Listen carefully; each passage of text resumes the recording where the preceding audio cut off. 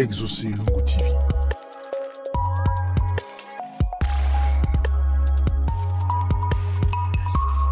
Exaucé Lungu TV.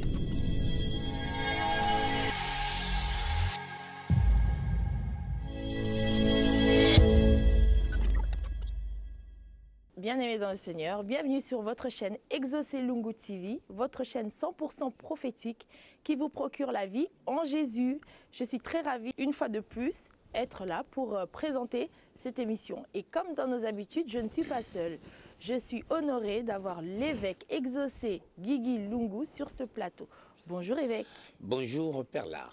Très honorée d'être avec vous. Moi, je suis très heureux de faire cette émission avec toi. C'est une grâce. Grâce sur grâce. On vous reçoit dans le nom de Jésus. Amen. Et aujourd'hui, comme thème, je voulais que nous puissions parler du destin et de la destinée. Très bien. Savoir un peu la différence parce que beaucoup d'entre nous, on confond un peu. Parce que même quand on parle, on a du mal à mettre un peu côte à côte destin, destinée, savoir exactement ce que c'est. Et pour commencer, j'ai regardé quand même la définition du dictionnaire et je vais quand même vous le dire et après, avec l'aide du Seigneur, savoir un peu ce que Dieu nous dit selon ces deux mots. Donc je vois dans le destin, dans le dictionnaire, on nous dit puissance qui, selon certaines croyances, fixerait de façon irrévocable le cours des événements. Ça, c'est pour le destin. Et pour la destinée, on nous dit puissance souveraine considérée comme réglant d'avance le cours des choses. Je vais rentrer juste dans la pensée du dictionnaire. Gloire à Dieu. C'est une très très belle question, disons. Un beau sujet qu'on doit, par la grâce de Dieu, essayer de développer. Amen. Parlant du destin, on est en train de parler d'une puissance qui amène les choses dans une certaine direction. En gros, je peux dire ça. Mais la destinée, on parle d'une puissance, d'une force qui est réglée d'avance. Donc par là, je voulais mettre l'emphase sur ceci. Le destin est quelque chose qu'on subit. C'est comme un sort qui se penche plus dans un angle négatif. Mais par contre, la destinée, c'est le plan préétabli par Dieu pour les bonheurs de l'homme. La Bible déclare que Dieu veut que tout le monde parvienne au salut et qu'aucune personne ne puisse se perdre. Donc Dieu, partant déjà du grand mystère du salut, a prévu que chaque personne créée par Dieu étant sauvée puisse réussir. La destinée se joint à Dieu par l'œuvre de Christ à la croix.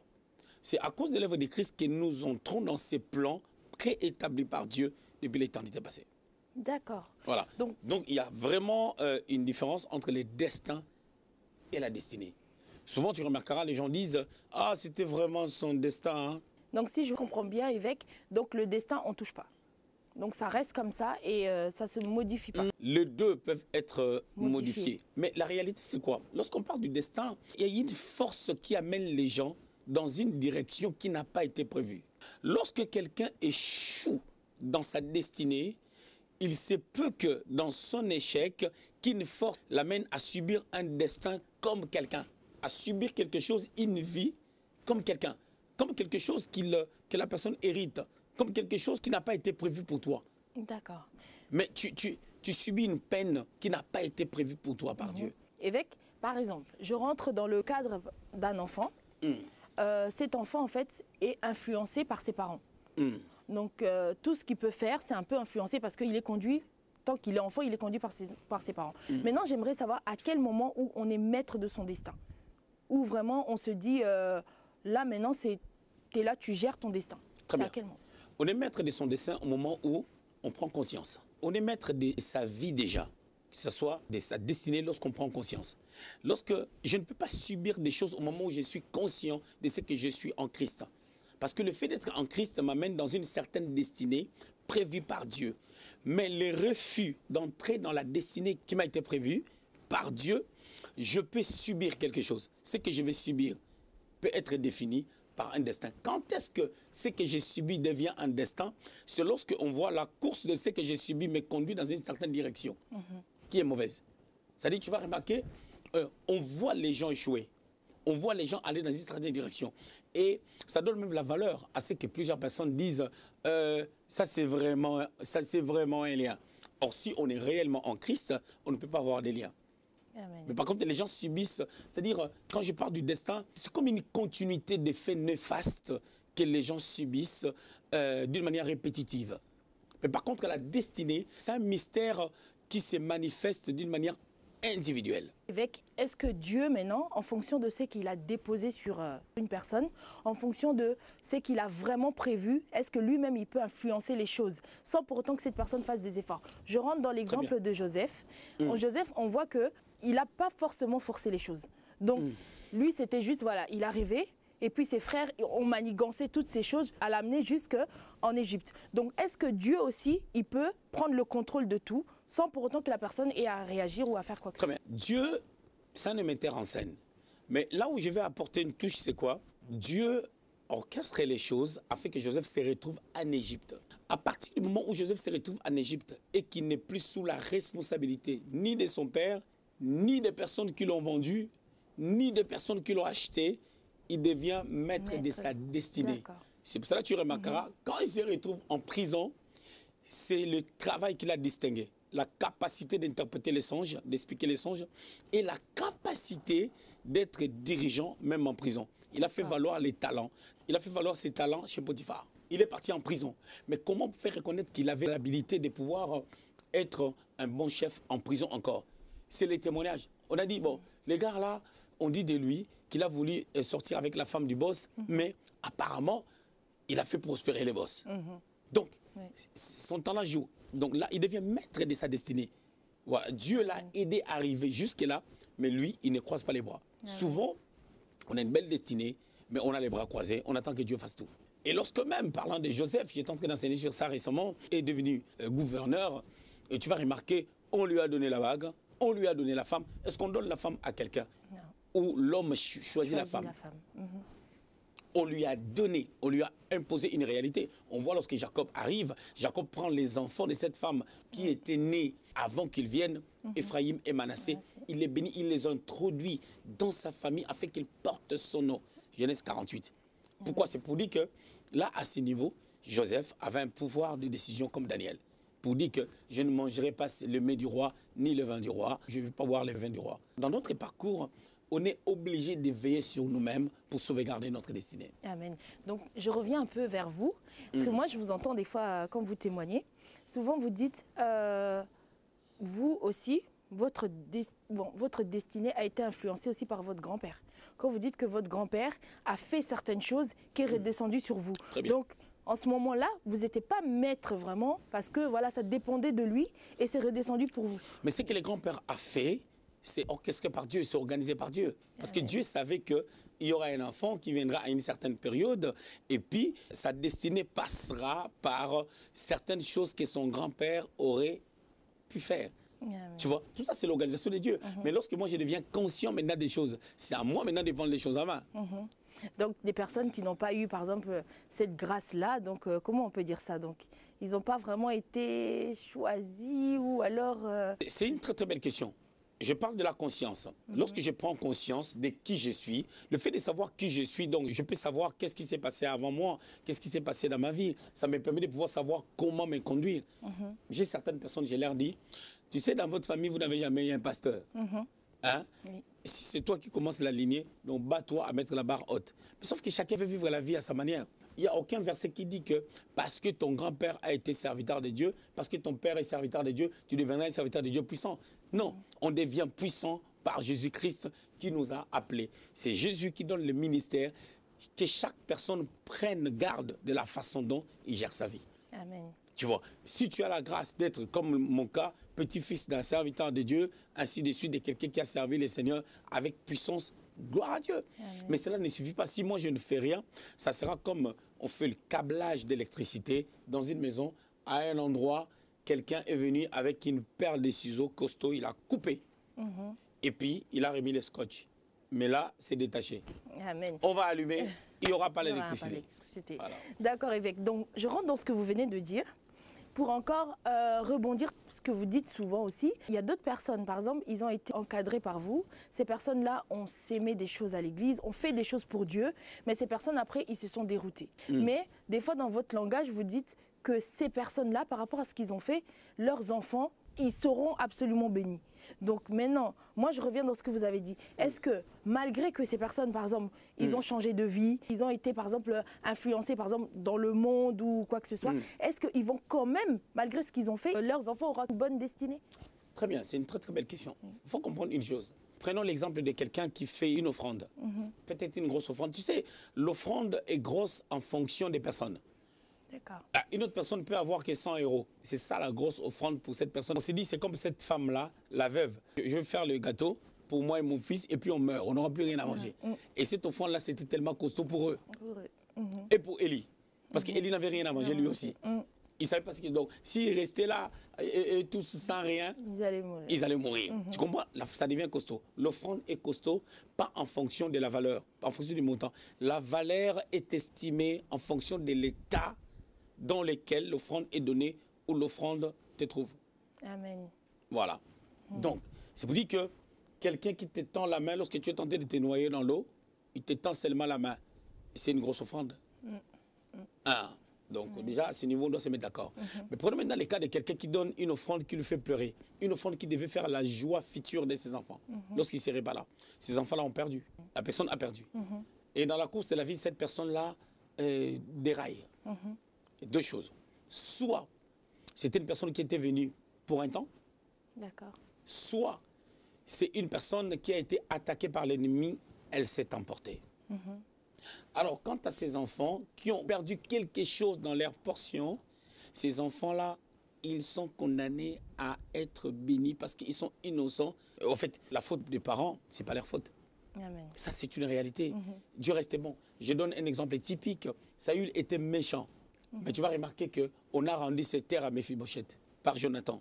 Deux choses sur Jonathan. Jonathan, il a été un bon ami pour David pour lui transférer la royauté. David, c'est vrai, il avait la promesse d'être roi. Mais la royauté est une affaire familiale. Tu n'as pas un père, un grand-père qui est roi. Oui. Alors, Exactement. il faut que quelqu'un qui est roi puisse te transférer ça. Ils ont fait l'alliance parce que Jonathan a cru. Il a renoncé. Parce que Jonathan pouvait se battre avec David toute sa vie. Deux façons de se battre.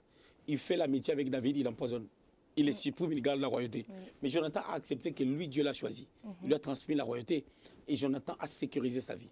La faute de Jonathan, c'est quoi? C'est de vivre à côté de son père. Être avec David, mais aller dormir avec son père dans le palais royal. Il ne voulait pas se séparer avec les luxes. Lui qui croyait que David deviendra roi et que lui sera son second. Donc tu verras, il est mort par ses décisions. Donc Jonathan, il a détruit sa destinée d'être un premier ministre. Tu comprends? Mais parce qu'il avait sémé sa royauté, Méphibosheth, son fils, gardait déjà quand il est tombé lors de la guerre, Dieu a permis qu'il ne meure pas. Deux, il a été récupéré pour s'asseoir dans la table du roi. On l'a rendu toutes les terres, de son grand-père. Amen. Donc là, ça ne dépendait plus de lui. Il disait Voilà. ça marche. Voilà. D'accord, Yvette. Merci pour tous ces éclaircissements. Et je voulais encore savoir, en fait, qu'est-ce qui influence la destinée d'une personne? L'Église peut-il réellement influencer la destinée? Le choix d'une Église peut-il influencer la destinée d'une personne? Pour être membre, parlant du choix d'une église, on peut faire le choix d'une église sous deux onglets. Vous devez comprendre qu'on ne doit pas toujours attendre que Dieu nous parle pour aller dans une église. C'est une dimension. Dieu peut nous parler. Mais il arrive des fois, par l'intelligence renouvelée, on peut regarder, on dit, je crois que ma destinée est là. C'est ici que ma destinée sera fructifiée. C'est-à-dire, il y a un principe dans la vie. Lorsqu'on fait l'agriculture, il faut arroser la semence. Lorsqu'on sème et que dans l'agriculture, s'il ne pleut pas, cette semence va s'abîmer. Oui. Donc, je vous dis que l'Église est une plateforme qui est placée par Dieu, établie par Dieu, afin de pouvoir embellir notre destinée, canaliser notre destinée par l'onction que l'Église possède. Cette onction, dogmatiquement, s'appelle l'onction corporative. Une onction qui se repose au sein d'une Église à cause du mandat que l'ange de l'Église a de la part de Dieu. Ça nous conduit dans certaines directions. Tu verras, il y a certaines personnes, tu es en face de la mort, mais la puissance onctionnelle de l'onction corporative te récupère. Amen. Il y a des choses comme ça. Tu peux être ici dans cet endroit, dans un endroit, c'est une église, mais il n'y a pas ce poids-là. Je ne dis pas que dans les églises où il y a une forte grâce, les gens ne meurent pas. Ce n'est pas ça que je suis en train de dire. Mais je dirais, 90% vont expérimenter la gloire de Dieu par cette réalité. Amen. Donc, je ne vais pas aller prier n'importe où parce que c'est à côté de ma maison. Je peux faire quelques kilomètres, mais savoir soit Dieu m'a dit ta place est ici, soit j'ai compris que ma destinée est ici. C'est pour cela David, il avait compris que Jonathan, il a quelque chose pour moi. Il venait lui demander, qu'est-ce que je fais? Qu'est-ce que je fais? Je fuis ton père, là-bas ça se passe comment? Il savait que Jonathan a des bonnes informations pour lui. Amen. Donc ça c'est très important. Amen. Évêque, maintenant, on va aller dans le deuxième choix. Dans le choix, par exemple, du mariage. Donc, est-ce que cette émission-là est chaude, hein? Si on se rend compte, évêque, que voilà, je me suis retrouvée dans le choix qui n'influence pas en bien ma destinée. Que faire dans ce cas-là? On parle du fiançailles ou je parle du vraiment mariage? dans le cadre du mariage parce que je sais que dans le cas du fiançailles, si vraiment ça ne va pas, on peut toujours arrêter les fiançailles. Mais dans le cas du mariage, parce que je vois quand même que le mariage influence aussi quand même la destinée d'une personne. Pas aussi influence. Influence, d'accord. Maintenant, dans ce cas où tu rentres déjà dans le mariage et tu vois que ça n'influence pas positivement ta destinée, que faire? Pour entrer dans le mariage où tu remarques que ça n'influence pas positivement ta destinée, il y a deux choses. Soit tu es allé dans un mauvais choix, soit le choix était bon, mais tu t'es mal comporté. D'accord. Les gens peuvent être dans la volonté de Dieu, ils sont chrétiens, ils vivent dans l'impudicité. Vous influencez négativement votre suite aussi. Oui. De l'autre côté, on peut faire une mauvaise étude du choix. Parce que beaucoup de gens croient que Dieu est là parce que mes amis sont d'accord, parce que tout le monde est d'accord, parce que la famille est d'accord, parce que les gens apprécient, parce que les gens disent que non, ça va aller. Or, c'est faux. On doit savoir quelle est la volonté de Dieu. Moi, je dis toujours que je ne peux pas dire à une âme, tu sais, moi, je ne prophétise pas sur le mariage. L'homme de ta vie, là. Si je prophétise en disant que celui-ci est l'homme de ta vie, c'est qu'il y a des combats, il n'y a pas de direction. Je l'ai déjà fait pour 2 personnes, ils ne sont même pas encore mariés. Ils m'ont ramené ces dossiers, je les ai dit, vous êtes trop jeunes, ces histoires-là, allez là-bas. Je n'ai même pas calculé. La deuxième des choses, au niveau des familles, tout ça, machin, tu sens, un jour je prêche comme ça, Dieu me dit, le 2 là, c'est ma volonté. Je suis un homme, qu'est-ce que je dois dire? Je donne maintenant le message en fonction de leur décision. Ils ont commencé les relations, moi je n'étais pas là. C'est-à-dire qu'ils n'étaient pas membres de l'église. Ils ont commencé les relations, ok, on m'amène la chose, je ne peux pas être là, je dis oui. Si Dieu me parle, je dis. Mais si les gens, moi, Dieu ne me parle pas, les gens insistent, ils veulent se marier, ils vont se marier, ceux qui vont voir devant, c'est leur problème. Mais ça sera aussi votre problème dans le sens où vous êtes là pour encadrer aussi les fidèles dans leur destinée. Si ça doit être mon problème. problème. Ça vous donne du travail, ça vous donne du travail en plus. Si ça doit être mon problème, c'est que la mort de Judas, on doit mettre ça sur la tête de Jésus. Parce que Judas était son disciple.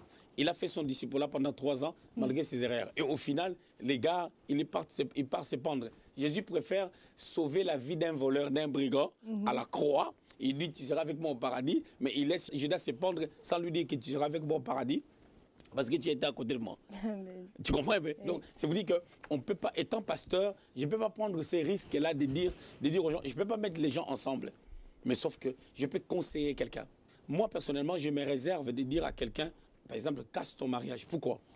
Parce que la Bible dit que l'homme ne sépare point, c'est que Dieu a uni. Mais sauf que je ne te dirai pas aussi reste. Ça, je le dis devant la caméra. Quelqu'un qui prend une certaine direction, moi, je m'engage, je lui dis, reste là. Si la personne meurt, ce n'est pas ma responsabilité. D'accord. Dans tous les cas, moi, je reste au milieu de la forêt. Oui, ça c'est très important parce que les gens, des fois, ils jouent avec les pasteurs. Ils font des bêtises, ils attendent que les pasteurs puissent les secourir en faisant des bêtises, en maltraitant des gens. Ça, on ne m'aura pas sur ce terrain. Amen. Ça doit être clair. Évêque, maintenant, dans d'autres cadres, on sort du cadre du mariage, dans d'autres cadres, vous dites quand même certaines choses aux fidèles, parce que Dieu vous parle d'une certaine manière. Vous êtes prophète. Pour la destinée de chacun de vos enfants, est-ce que vous leur dites quand même ce que Dieu vous dit par rapport à leur destinée? Ça, c'est quelque chose. Je te donne un exemple. Oui. Il arrive des fois, tu vois quelqu'un, un homme, non, une fille, il y a un garçon qui l'aime. Tu regardes naturellement, tu dis, les deux vont aller bien. Parce que cette fille-là a tel défaut. Ces gars-là peut être utile par rapport à ça. Mais la fille aime une autre personne qui ne supportera pas ces caprices-là, ou ces problèmes-là, ou ces dégâts-là. Tu donnes un conseil. Tu dis, tu vois pas que tu seras mieux là. Ici, tu es en train de t'embrouiller. Et d'ailleurs, tu es en train de forcer les choses parce que la femme, le mari doit l'aimer. Ce n'est pas à la femme de forcer qu'on puisse l'aimer. C'est un conseil juste. Amen. Voilà. Et moi, déjà, je ne juge pas des gens en fonction de ce qu'ils sont aujourd'hui. Parce qu'une personne peut être là, faible peut-être spirituellement, mais demain, cette personne-là peut être la femme d'un ministre, peut être la femme d'un pasteur, ainsi de suite. Amen. Parce qu'il y a des valeurs qu'on doit regarder dans la vie de certaines personnes. Les cœurs, sa façon de s'y prendre, certaines choses qui sont cachées. Moi, étant leader, je peux voir ça. D'accord. Donc, je peux conseiller quelqu'un. Mais pas dire à la personne que tu sais, telle personne est en train de t'aimer. Je parle ici, je parle là, non. Mais je peux te donner un conseil juste. Dans le ministère, est-ce que voilà, le choix d'établir par exemple un pasteur, d'établir ça aussi, ça influence aussi la destinée de cette personne-là. Donc ça, c'est aussi un choix que vous faites en tant que père, de prendre cet fils, de l'encadrer, de le ramener jusqu'à un certain niveau. Donc ça aussi, c'est quand même influencer aussi le destin d'une personne, positivement ou négativement. Vous le faites en fonction de quoi? De ce que Dieu vous dit ou en fonction des potentiels que cette personne-là a de travailler dans l'œuvre de Dieu. Très bien. Les problèmes du ministère pour les fils, ce n'est pas un problème de potentiel. D'accord. Non, c'est un problème du cœur. La personne qui devait rester avec l'église de Jésus, c'est une personne qui aimait Jésus, plutôt que celui que Jésus aimait. Ah. Parce que Jésus aimait Jean. D'accord. Parce qu'il lui laissait mettre sa tête sur la poitrine. Pierre aimait vraiment Jésus. Hein. Oui. Et Jean était de la famille de Jésus. Celui qui a moins de talent, il peut travailler les talents. Mais le cœur, des fois, ça ne change pas. Deux choses que j'aimerais dire. Une personne qui aime l'argent n'est pas propre pour le ministère. Une personne qui n'a pas la capacité de pouvoir se supprimer, c'est donner à Dieu et donner à Dieu. Il ne peut pas être pasteur, tu peux être une bonne personne, tu peux être gentil, mais tu ne peux pas diriger les gens quand tu aimes l'argent. C'est un danger. Bon, aimer l'argent, c'est ton problème, c'est ta vie et tout, mais par rapport au ministère, ça devient autre chose. On ne fait pas les choix pastoraux en fonction seulement de ce que Dieu dit, parce que ce que Dieu dit, c'est un portrait. C'est un portrait. Dieu dit pour toi, Dieu dit pour lui, Dieu pour elle, Dieu dit pour plusieurs personnes. Mais qui choisir? Le problème qui est là, il faut une personne qui est prête à mourir. Il faut une personne qui est capable de dire, comme les hommes de David, ils ont dit, tu es comme 10 000 parmi nous, ne viens plus en guerre. On préfère nous mourir, mais toi que tu restes vivant, pour la destinée même de nos enfants. Tu vois? Donc, la réalité du ministère, ce n'est pas l'affaire des talents. Tu peux être talentueux, mais tu n'as pas de cœur. Il faut les cœurs. Il faut quelqu'un qui peut me soutenir en fermant les yeux. Et aujourd'hui, je l'ai dit, devant les caméras, il y en a plusieurs. Moi, personnellement, je supporte un peu ce que je vais dire parce que là, je suis prêt à frapper un peu fort. Je vous en prie. Quand tu es à côté de moi, c'est difficile quand tu entres dans mon carré, que tu me trouves avec des failles. Je suis vrai. Je n'ai pas une double vie. Je n'ai pas une double vie, je suis vrai. Je suis comme me voilà. Je te donne un exemple. Mes mails, j'ai une adresse mail. Pour moi, une adresse mail pour l'église et société. Mes mails, quand ça tombe chez moi et ça tombe chez certaines personnes qui sont mes travailleurs. C'est-à-dire, tout ce qui tombe là, ils voient. Je n'ai rien à cacher. Tu peux voir même mon téléphone entre les mains de quelqu'un. Je fais l'émission, j'ai mon téléphone, je donne à quelqu'un un exemple bête. Je n'ai pas de problème. Je n'ai pas quelque chose à cacher. Je n'ai pas une double vie. Je ne dis pas que je n'ai pas de défaut. Je suis un homme. Je peux avoir d'autres défauts que les hommes ne voient pas, mais Dieu connaît, par exemple. Mais je dirais, si quelqu'un, il me laisse, il parle, il crée des problèmes, il parle, il sait ce qu'il est en train de faire. Dieu seul connaît la vérité. Amen. Mais je tourne l'équation. Nous, on a été fidèles à certaines personnes qui sont infidèles à Dieu et à nous et à d'autres personnes. Mais on a été fidèles, c'est ça la force de mon ministère.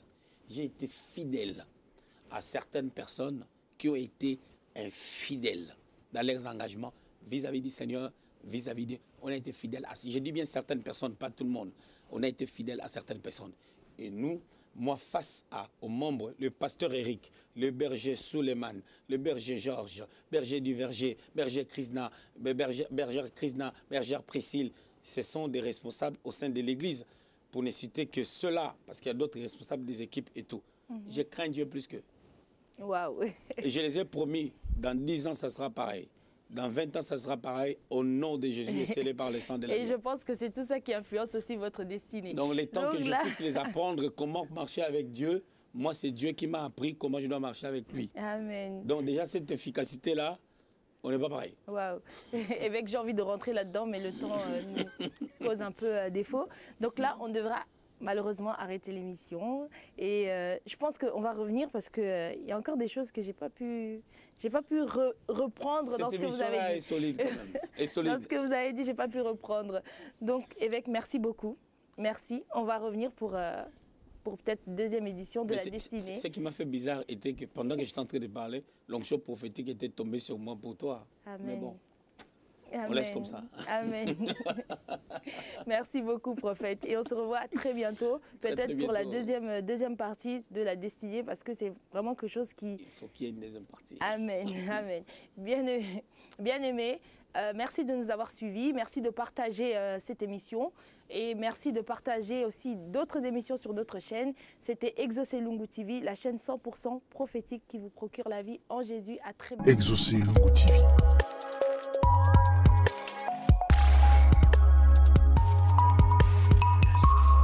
Exaucé Lungu TV.